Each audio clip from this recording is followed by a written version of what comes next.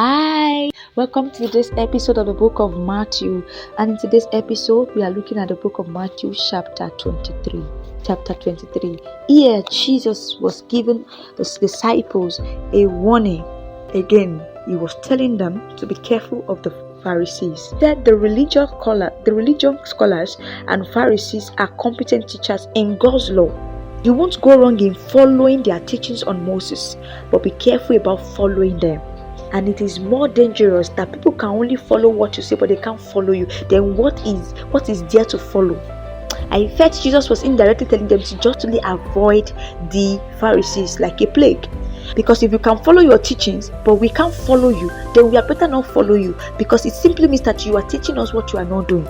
It says you won't go wrong in following their teachings on Moses, but be careful about following them. They talk a good line, but they don't live it.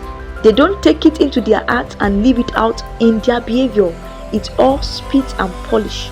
They don't do what they say. They only say it. They are teachers of the word, but not doers of the word. It is dangerous to be a teacher of the word. So he said to them that they only have a single teacher. He said, instead of giving you God's law as food and drink, by which you can banquet on God, they pack it in a bundle of rules, loading you down like pack animals. They seem to take pleasure in watching you stagger under these loads and won't think of lifting a finger to help you. Their lives are perpetual fashion show, embroidered prayer shawls one day and flowery prayers the next. They love to sit at the head table at church dinners, basking in the most prominent positions, reigning in the radiance of public flattery, receiving honorary degrees, and getting called doctor and reverend. I hope you know that the Pharisees are not just in the days of Jesus Christ. We still have Pharisees. Some of us, we go to church, but we are Pharisees. We will hear the word and we will not do it. You are Pharisee. You will hear the word of God, but you will not do what you are hearing. You teach the word, but you don't do what you are teaching. You are a Pharisee. You find a lovely place to sit at the table. You make a show. You are an hypocrite. You call attention to yourself. You stay in the best place of honor. You reserve the best place of honor to yourself. You are a Pharisee. He said that the only thing they do is to pack laws, bundles of laws. They load you down like pack animal. They will put laws. They will put rules. You see the way the Pharisees were after Jesus. Why are your disciples eating on Sabbath day? Why are you eating on Sabbath day? Why are you doing this on Sabbath day? Why are you doing that? They are after the laws. And so they bring people under the bondage of law, and they will not even lift a finger to help the person.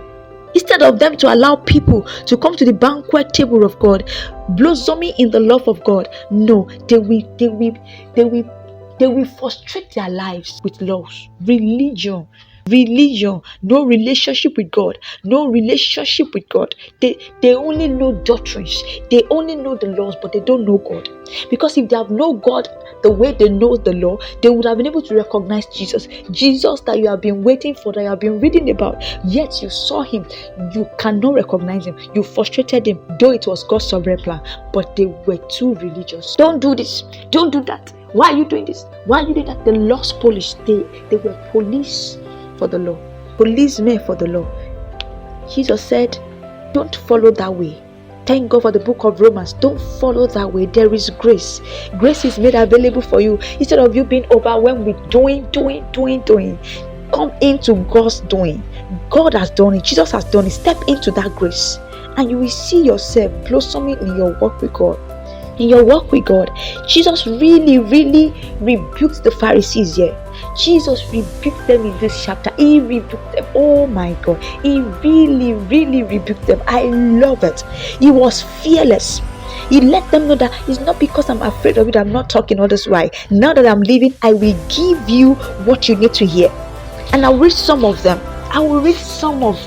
We need to see it together, because some of us, we are also Pharisees. We need to be rebuked by God. He said, I have had it with you. You are hopeless, you religious scholars. You Pharisees, fraud. Your lives are roadblocks to God's kingdom. You refuse to enter and won't let anyone else enter either. You are You have weighed yourself down, burden yourself with rules and regulation, with do's and don'ts, and yet that is not getting you into God's kingdom. That is not getting you a step close to Jesus, a step close to God at all. Yet you are making people that are just coming to the kingdom as well to be heavily laden with these same rules and laws.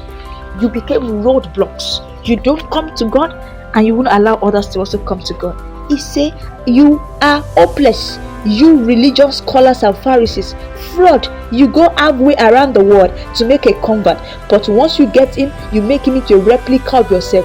Double down. When people finally come to God, you make them a replica of yourself. Religious like you. You are hopeless. What arrogant stupidity. You say if someone makes a promise with his finger crossed, that's nothing. But if he swears with his hand on the Bible, that's serious. What ignorance. Does the leather on the Bible carry more weight than the skin on your hands? And what about those pieces of trivia? If you shake hands on a promise, that's nothing. But if you raise your hand that God is your witness, that's serious. What ridiculous. What difference does it make whether you shake hands or raise hands? A promise is a promise. What difference does it make if you make your promise inside or outside the house of worship? A promise is a promise. God is present, washing and holding you to account regardless. That is why I said I want to read some of those places to us, because some of us, we experience it. Some of us, if we even want to talk to our children, or we want to scold them, we begin to make them to swear. Have you been in that space? I experienced when I was younger that I was accused of stealing, and they brought out the Bible and said I should swear with the Bible. I'm like, 500 naira. I was still in primary school then. I'm like, what's going on here? What's going on here? Some of you still make your siblings, your cousins, your children to do this, that come and swear with the Bible if you do it or not. That is needless. That is baseless. You don't need it. You don't have to do that. Can you see that some of us, we are Pharisees? If you make a promise, you will swear by God. I swear to God. Even though the Bible teaches us in Matthew chapter 5 that you should not swear. Don't swear. Just say yes or no. If people are not okay with your yes or no, then let it be that way. But you see people say, I swear to God. I swear to God. They don't swear. Maybe you raise your hand to God, or you shake your hand and you make a promise. A promise is a promise. You just know that God is present. The presence of God is all you need. You don't need to go and carry anything trying to prove a point. He said you are hopeless, you religious scholars and Pharisees, fraud. You keep meticulous account book, tithing on every nickel and dime you get. But on the meat of God's law, things like fairness and compassion and commitment, the absolute basis, you carelessly take it or leave it. Careful bookkeeping is commendable, but the basics are required. Do you have any idea how silly you look writing a life story that is wrong from start to finish, nitpicking over commas and semicolons? So he's saying to them, you pay your tithe, but there's no love, there's no compassion in your heart, there's no commitment. He said these are the absolute basis. People will say, I pay my tithe, I pay my offering, especially when they are faced with challenges. They say, except I don't pay my tithe. People have made religion out of tithe. Is paying tithes good? Yes, but place from the place of love. Pay your tithe from the place of love, from the place of getting these basics, getting compassion in place, getting commitment in place. Be committed, be compassionate. Be committed and be compassionate. Jesus really rebukes them. He said, you are hopeless, you religious scholars and Pharisees. You banish the surface of your cups and bowls so they sparkle in the sun, while the inside are maggoty with your greed and gluten. He said, you are glutton, you are greedy. You can't cover the outside. You can't pretend to be who you are not, because it is what is inside of you that matters. Some people, they pretend to be good, but inside, the Bible says the heart of a man is desperately wicked. Who can know it? Some of us, we are still on this plate, on this session. We fall in this session of Pharisees. You will do good things, you will do good, you will look good, but inside there is hatred, there is bitterness, unforgiveness, comparison, competitive spirit, jealousy, envy, offense. Everything is there. Lost pride of life, they are there. You must take care of the inside first. The inside controls the outside. The inputs, what is inside you controls your output.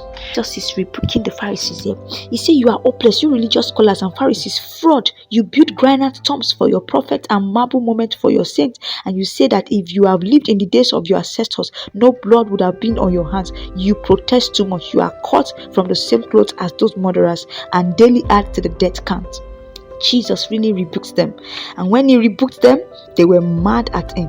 But does it change anything? No. He has said what he wants to say.